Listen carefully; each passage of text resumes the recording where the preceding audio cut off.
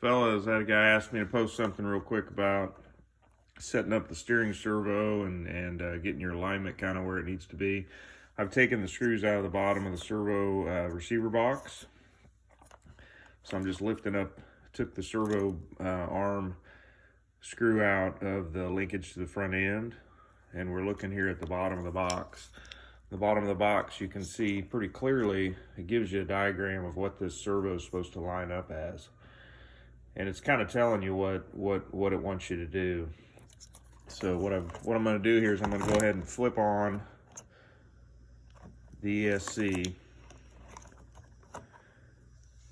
I've got my controller on, and as you'll look, you'll see the servo straight up and down right here. If I adjust the steering trim on the knob, you'll see this servo change over here. Now on this particular one, it kind of beeps at you whenever it is centered up, or at least the controller thinks it's centered up. So what we're trying to do right now is we're trying to center up the controller to where the servo thinks it's centered. So again, that's centered according to the controller. And as you can see, this arm is not straight up and down, right? I did this on purpose to kind of show you. If we centered this up where it thinks it's centered, right, where the line's straight up and down on the controller, then you install the servo saver and the servo arm on here.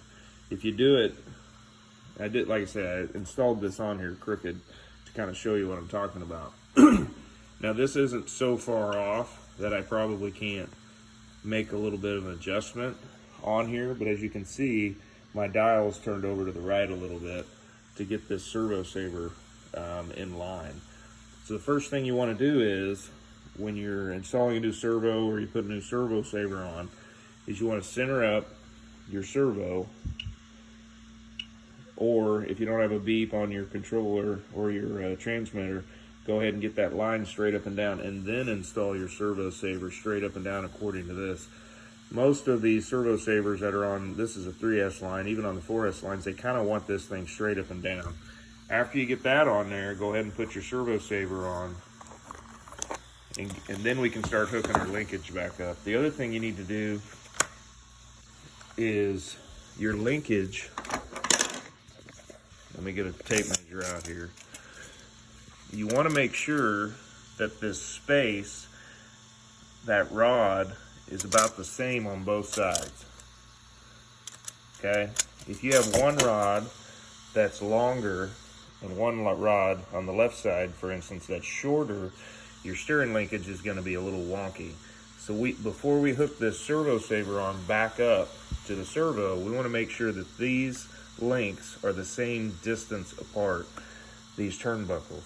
Once we do that, we can actually put our tires back on. Before we hook the servo linkage back up, try to get our toe kind of set pretty close. Then we hook our servo linkage back up.